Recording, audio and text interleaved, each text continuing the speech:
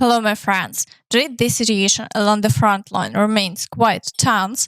With each passing day, the losses only increase as the Russians strive to achieve unrealistic goals of capturing Ukraine. But Putin and Lukashenko are trying to wash away the blood of the fallen in church.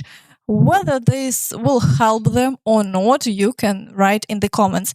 But while they absolve their sins, hell continues on the front line under orders. Meanwhile, Trump shared details of his phone call with Zelensky. Zelensky called me, and we had a good talk. And I said, we got to get this war over. This is a war machine. You're facing a war machine. That's what they do, is they fight wars. They beat Hitler. They beat Napoleon. They're fighting a war. And the spring offensive never happened. And I hear they had millions of mines put down, and they had thousands of army tanks, meaning the Russians. And I said, we've got to get this war over with. A lot of Russians being killed, but a lot of Ukrainians being killed. It's a whole mess. Should have never happened. Biden should have never allowed this to happen. This was an easy stop. This was zero chance of happening. And President Putin would have never done it. Never, ever. Two reasons. Number one, the oil prices were low. I kept them low. I kept gasoline low. I kept oil low. But as soon as these guys came in, the oil went to almost $100 a barrel, which is double what it should be. And all of a sudden, he's got tremendous amounts of money that he didn't have. I think one of the reasons Putin went in is because when he saw Afghanistan, the way we got out, when people saw that, like Putin, like President Xi of China, strong guy, strong man. One question remains. Trump was president from January 2017, and the Russians occupied Ukrainian territory back in 2014. Why he didn't resolve the issue with Putin to prevent the capture of Ukraine during his term is still unclear. What do you think? Please write your thoughts in the comments. Now, let's move on to the situation along the front line, starting with the Kharkiv direction. Here, the battles for the village of Hlyboke continue, and neither side has been able to decisively change the situation to fully take control of the village, so the front line remains unchanged. Despite the difficulties, the Ukrainian forces have done tremendous work and managed to halt the Russian advance in the Kharkiv direction. Although it's unfortunate that the Russians captured the border area, which lacked a defensive line. It shows that the Russian army is unable to advance even through unfortified territory. They haven't reached the strong defensive lines yet. In the Vovchansk area, the Ukrainian forces continue to hold the front line without changes. Despite their inability to completely push the Russians out of the city, the Russians see that they have no success in Vovchansk either, so they have started trying to break through to the village of Tyche. However, there are no changes in the front line here so far. In the Kupiansk direction, the Russians are attempting to storm Synkivka and Petropavlivka. They are also shelling Kupiansk with caps, but so far they have made no advances. Further south, where they managed to break through previously, there is currently no activity and the front line remains unchanged. In the Svatove direction, the battles for Stelmakhivka continue. The Russians have managed to get very close to the village and have essentially reached its outskirts. They are now trying to advance further to take full control. South of this area, the Russians are storming Makiivka and shelling continues along the front line. In the Kreminna direction, battles for Nevske and the forest near Kreminna are ongoing, but the front line remains unchanged. In the Siversk direction, the activity has slightly decreased for now. The Russians are assaulting Verkhniokamyanske and Ivanodarivka. However, if they manage to advance a bit more here, their positions near Spirne will have to be abandoned, which is about 4.5 kilometers away. Otherwise, there is no significant activity along the front line, and the Russians continue to bring in new reserves. In the Chasiv Yar direction, the Russians continue to push towards Novomakarove. Fighting also continues on the outskirts of Chasiv Yar. The Russians are still using their reserves in an attempt to capture that town, but the Ukrainian forces are holding the line despite the extreme difficulty. On the southern flank, there are ongoing battles near Klishchiivka, but no new changes have been reported elsewhere.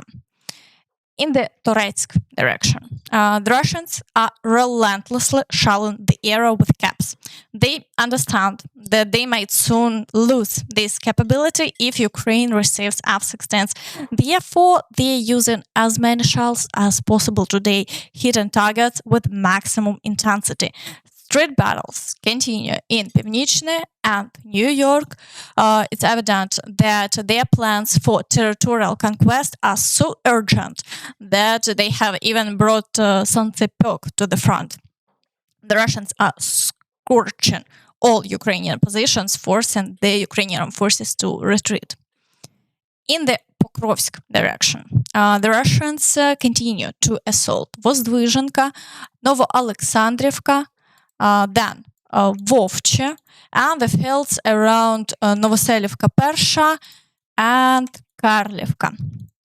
The Ukrainian forces are doing everything possible to destroy as many advancing Russians as they can.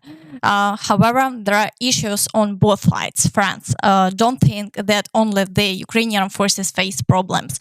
The Russians are openly stating that they have been used as cannon fodder, not given any leave, sent into assault with injuries and without proper preparation, and are told to pave the way with their bodies for the soldiers following behind them.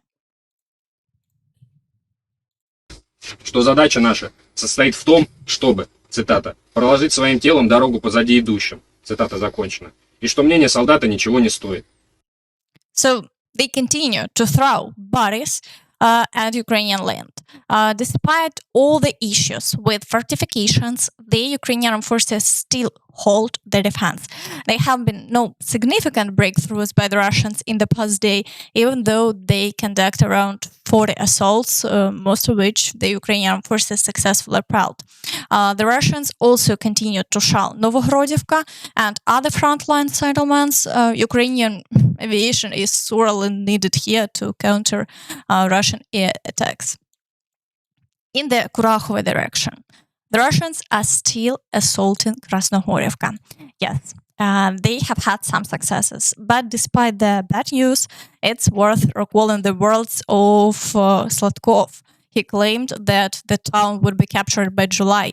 Today is July 26th, and the Russians still haven't fully captured the town. The Ukrainian forces continue to destroy the advancing groups. Further south, the Russians remain active, conducting assaults on Paraskovivka and the village of Konstantinivka.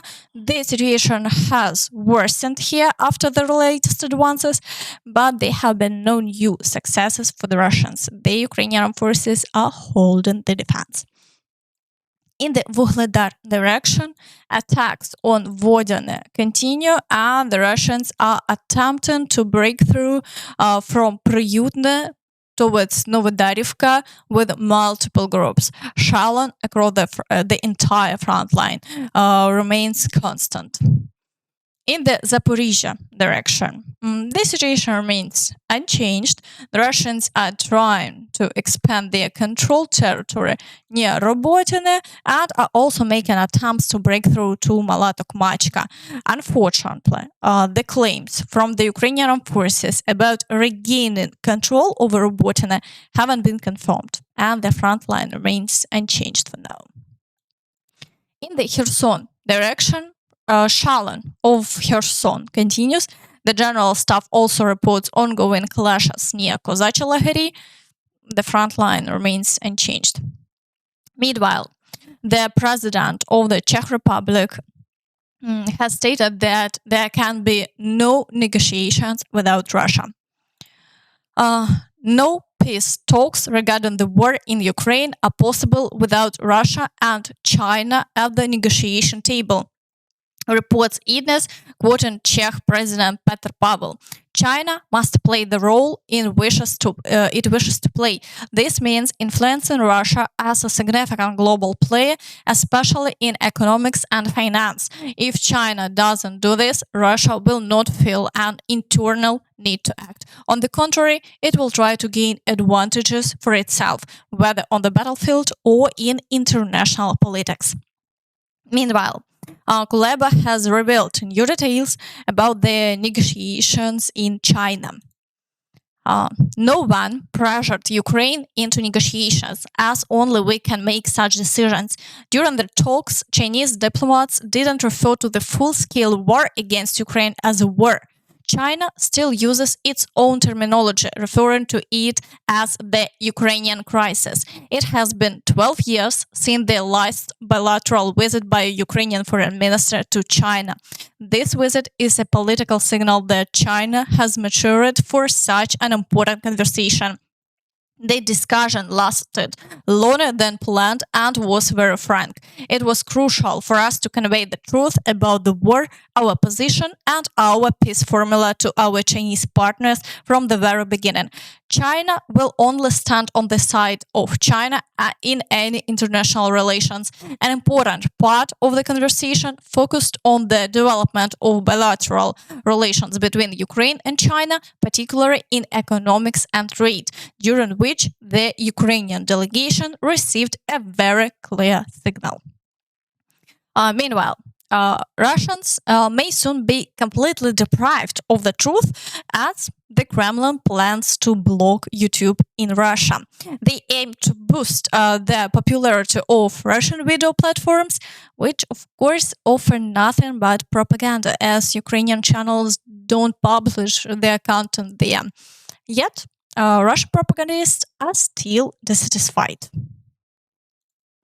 И вот вы мне скажите, пожалуйста, ну хорошо, как бы замедлили YouTube на 40%, то есть в нормальном качестве. А если у вас телевизор от 40 дюймов, то смотреть его на 750, ну как-то смотреть не очень хорошо. Хочется 1080, а некоторые там даже и 4К врубают.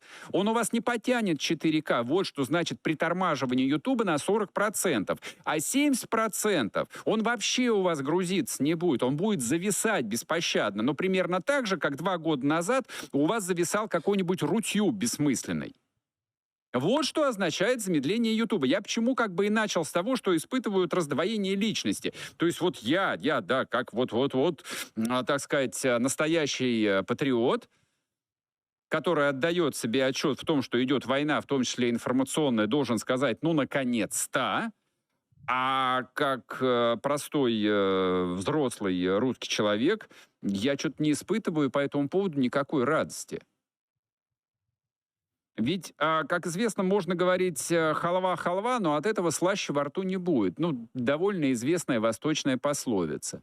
Вот можно в течение 2,5 лет, а до этого еще 10 лет, говорить о том, что нам нужны наши собственные видеохостинговые платформы, но они от этого не появятся. In general, the circus continues. And that's all from me. So please, don't forget to like this video, subscribe to the channel, and hit the notification bell to stay updated on all the latest news. Thank you for watching, and see you next time. Bye-bye.